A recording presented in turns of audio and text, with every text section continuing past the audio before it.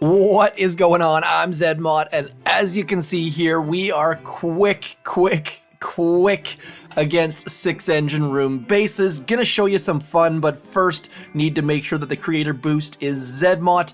Next up, do keep an eye on that trader buoy, boy, whatever the heck you want to call it. Christmas trader is coming. Whether that's going to be something special or the robot trader again or just generic is very interesting in my mind. Mostly because that new loading screen has the trader putting presents under the tree. Whether that's just me trying to read between the lines or not, we'll find out. Anyways, gonna show you some hits with Seekers. I have just gotten them in the last little bit, doing silly things, losing a lot, but when I win, it's very fast. 3 minutes, 7 seconds. This person doesn't have shock launchers, so it's all Seekers all the time. Trying to clear some shock mines, missing, and then still walking bullet through the things, taunting all the while. Clearing shock mines, keeping bullet moving, throwing shocks willy-nilly, taunting like that entire section, and then just barraging all the things. 3 minutes, 7 seconds is pretty darn quick. 3 minutes, 4 seconds. And that's with 3 shock launchers. 3 shock launchers, but when you've got 3 shock launchers and they're all in some weird middle section, they're not doing a heck of a lot. So Seekers going around the outside, counterclockwise, bullets standing in the middle, slowly but surely trying to get bullet in and amongst the things. Seekers, those back ones, just going fully unattacked as we throw all of the barrage to that engine room, getting it down by the skin of our teeth, but I had like 110 GBE, so it wasn't that the Seekers couldn't have made it there, it's just that I was not using my GBE wisely. So we're gonna get in, do some live Seeker hits. Now, I've been doing something like this with Brick at times with her battle orders. I've also been going with Bullet and his taunt, switching between the two depending on the base. So we're gonna get in, do some live hits, and see just how we can do on this.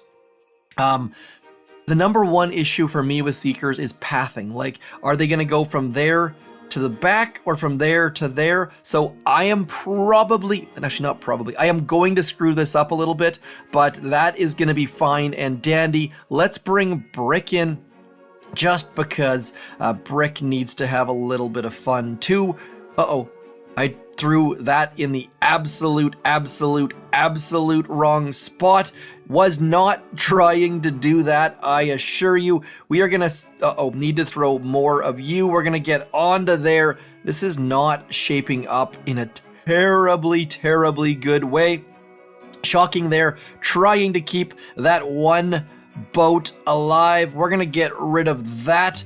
Again, just trying to keep all of these troops moving. Movement is the key to success with Seekers, and as you can see here, I don't have a ton of movement happening. So now that we've got our Seekers there, gonna send a flare out to about there, trying to get our troops moving in the right direction. Seekers going up that back section, doing good work up there, trying to keep our good friends ahead of our Seeker buddies. And as you can see here, we have not done a great job, but we still have 2 Seekers left. Not many Seekers. This is coming down to the old skin of the teeth.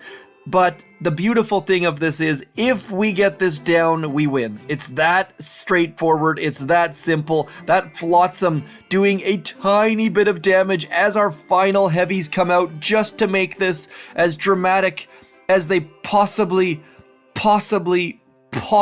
can. Down to 2 heavies left, no GBE.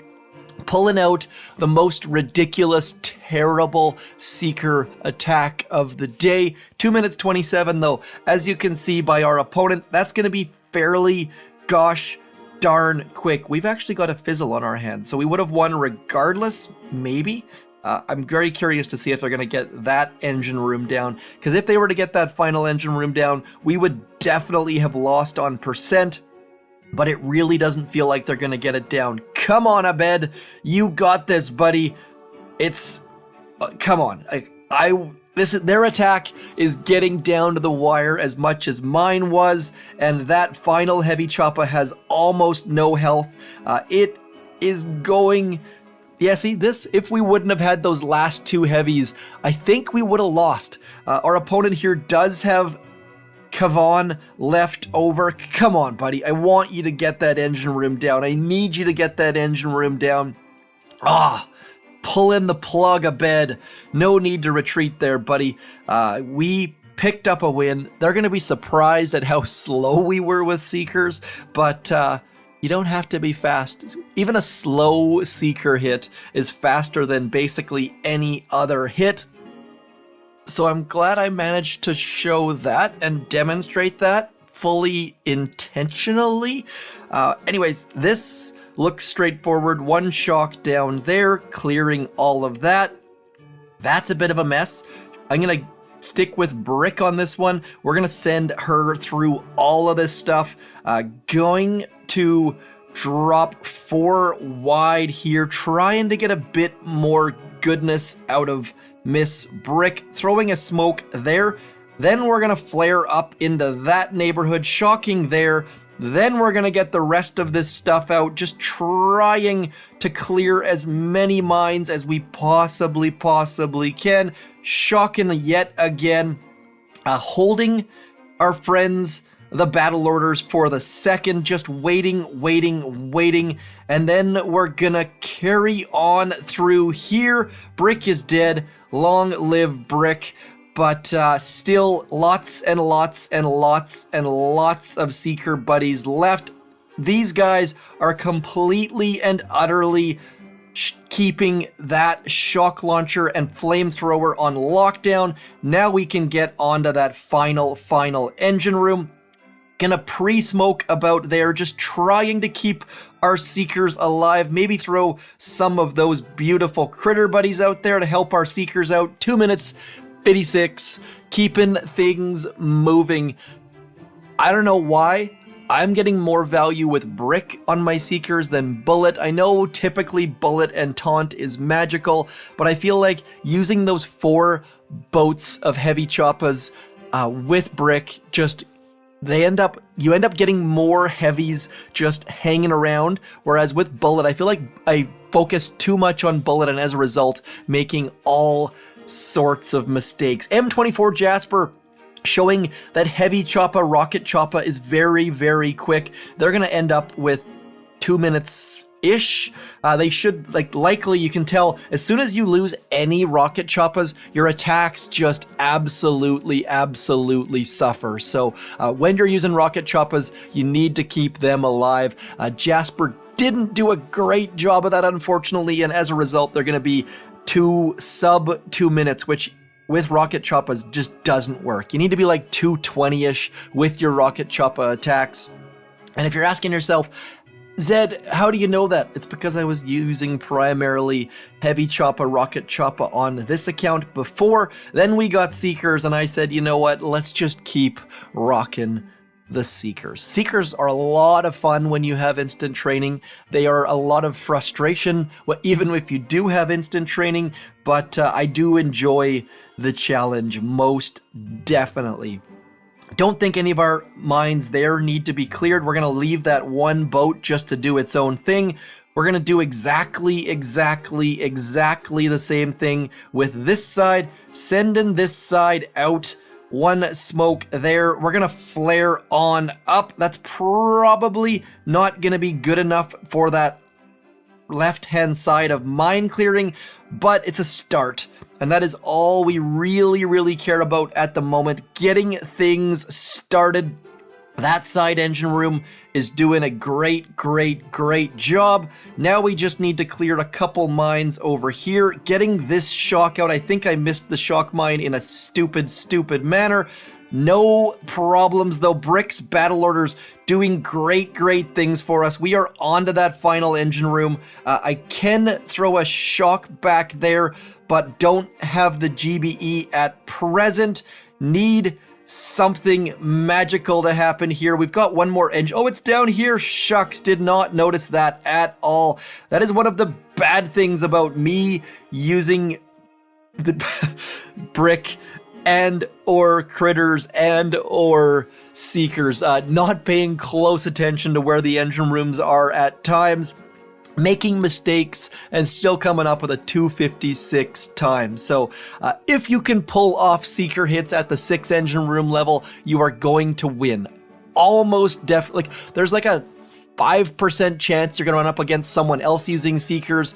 It is very, very infrequent this season. I feel like there's fewer seeker players than ever this season, so do consider getting out there, busting out the seekers, having a little bit of fun, because gosh darn, when it works so darn well. And I have been anti-bombardier in the past, not a huge fan of bombardiers.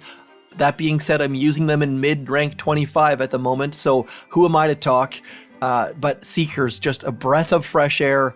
But you have to be willing to make mistakes and lose and get crushed in the process. So Mr. Tom pulling out a fairly generic time, 2 minutes. You need to be faster than 2:12 on my base at the 6 engine room. Oh, they still got stuff down here. Didn't even notice. Thought they were done. Losing track of engine rooms like crazy. Clearly that is my weakness, my kryptonite, I don't know, whatever the heck it is. Mr. Tom with a 1 minute 35 second time. So do I need to use seekers to win? Definitely not. As you've seen, players here getting 146, getting 135, retreating 147. So definitely don't need to use seekers to get up higher in the ranks, but very, very, very, very, very fun. We'll do one more hit.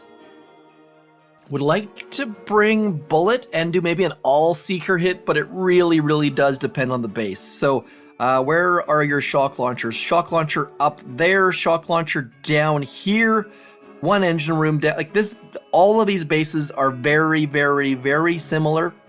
So we can indeed send all of you guys over onto this side. We are going to throw an artillery there.